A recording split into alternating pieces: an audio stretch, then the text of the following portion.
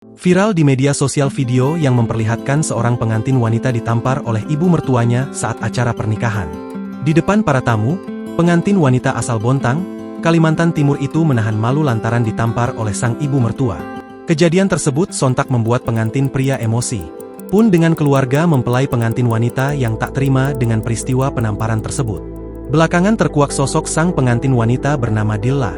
Sementara pengantin pria bernama Ali.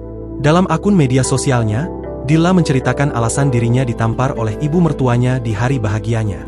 Dalam postingannya di Facebook, Dilla mengaku sedih karena diperlakukan tak manusiawi. "Mamaku saja sedikit pun tangannya tidak pernah menyakiti," tulis Dilla dikutip pada Kamis, 20 Februari 2025. Terkait dengan alasan sang ibu mertua menamparnya, Dilla mengungkap fakta mengejutkan. Ternyata sejak awal berpacaran dengan Ali, Dilla tidak mendapatkan restu dari mertuanya itu. Alasannya adalah karena Dilla berprofesi sebagai biduan. Selain itu, ibu Ali tidak setuju anaknya menikah karena Dilla seorang single parent anak satu. Sadar diri, Dilla mengaku sempat memaksa Ali untuk memutuskan hubungan dengannya.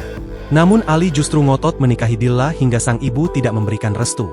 Pasca peristiwa tersebut, Dilla pun kini resmi tinggal bersama Ali.